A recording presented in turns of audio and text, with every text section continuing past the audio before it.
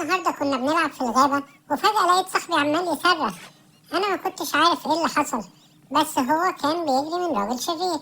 أنا سمعت صوت صاحبي، جريت بسرعة أشوف إيه اللي حصل. لقيت واحد شرير جاي يمسك صاحبي. أنا ما سبتوش في حاله، أنا ضربته. أنا كنت حاولت أنقذ صاحبي، بس صاحبي جري وسابني. لما صاحبي رجع البيت كان خايف قوي، وكان بيقول لباباه أنا سبت صاحبي في الغابة. فبابا راح يدور عليا، كان بيحاول يطمن عليا عشان انا انقذت ابنه. قعد يسأل كل الناس انتوا شفتوا ولد صغير؟ محدش قال له ان هو شافني. وفجأة انا فتحت عينيا لقيت الراجل لسه واقع. رحت جريت بسرعة. انا كنت خايف جدا ورحت لقيت بابا صاحبي، حكيت له القصة بس هو ما كانش مصدقني. قال لي تعالى ورايا، وراح طمن ابنه قال له بص اهو صاحبك اللي انت كنت بتقول في الغابة اتضرب اهو، كان بيتمشى ما كانش فيه حاجة حصلت له. بس انا فعلا كنت اتخانقت مع الراجل الشرير. بابا صاحبي خلانا ننضف البيت تاني يوم. انا كنت بايت معاه الاسبوع ده عشان اهلي مسافرين، بس هو صاحبي كان بيستغل الموضوع ده. هو كان بيقعد يتفرج على التلفزيون وانا بقعد انضف واخد بالي من البيت. هو كان مهمل جدا، وبرضه كان بيغلس عليا. وهو في مرة جه يحدف الكورة جت التلفزيون. هو ما قدرش يواجه باباه وقال له ان انا اللي وقعت الكرة في التلفزيون. هو كان بيكذب. يا ترى دي حاجة كويسة؟ بابا ضربني، ودي ما كانتش حاجة كويسة عشان انت ما ينفعش تاخد بالك من ابن حد تاني وفي نفس الوقت تضربه. ولما كنت قاعد بذاكر على الكمبيوتر هو راح مقومني عشان هو كان نفسه يلعب، وقال لي روح هاتلي كوباية مية بسرعة. انا طبعا ما كنتش لاقي حاجة اعملها لان انا كنت قاعد عنده. ما كانش ينفع ان انا اسيبه غير ان هو بيقول لي اعمل ايه وما تعملش ايه. انا كان نفسي اذاكر. لما الكمبيوتر باظ من كوباية المية هو كمان عمل مشكلة. راح نده باباه وقال له الحق صاحبي بوظ الكمبيوتر. انا ما عملتش حاجة، انا مش انا اللي بوظته، هو اللي بوظ الكمبيوتر. هو كل مرة بيعمل فيا كده. يا ترى ايه اللي ممكن اعمله؟ احكولي لو انا كان في حاجة تانية ممكن اعملها يا ريت تقولولي. انا زهقت منه. هو كان بيلعب مع كل الناس وفجأة اتفقوا عليا ان هما يضربوني. ندهولي وقالوا لي ايه رأيك تيجي تلعب معانا كورة؟ انا فرحت قوي. انا كنت فاكرهم فعلا عايزيني العب معاهم، بس هما كانوا عايزين يرموا عليا الكورة ويضحكوا كتير. يا ترى دي حاجة كويسة؟ اكيد لأ. ما ينفعش نفضل نعمل في حد كده طول الوقت.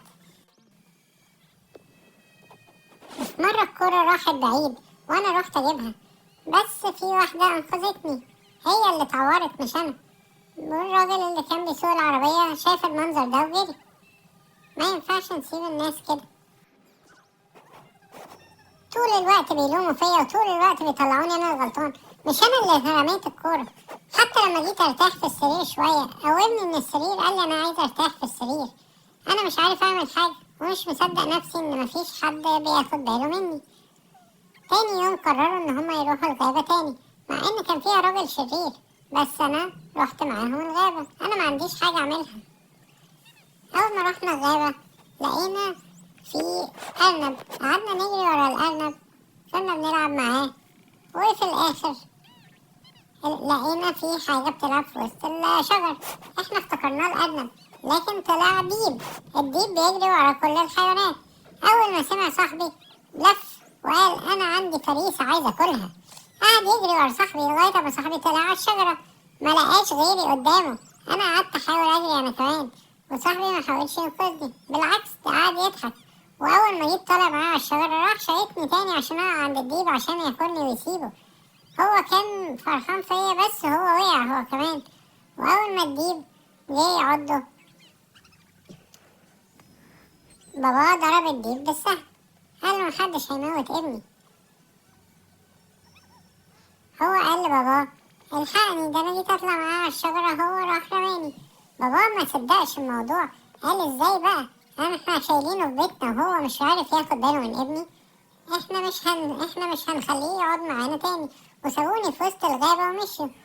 بس هم حظهم كان وحش. الراجل الشرير لما جه شاف الولد وقعد يعض فيه وقعد يضرب فيه، وهو كانش وانا رحت انقذته. لما بابا جه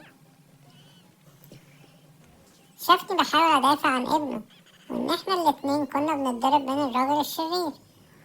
هو كان معاه سهم، فضربوا على الراجل الشرير وراح يطمن على ابنه.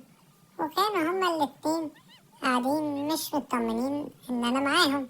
فابنه لما حصل الموقف ده حكاله الحدوتة كلها وقال له الحقيقة، وهي دي النهاية السعيدة. انتوا كمان ياريت تدوسوا إعجاب بالفيديو، وياريت تشتركوا في القناة عشان نعمل فيديوهات تانية.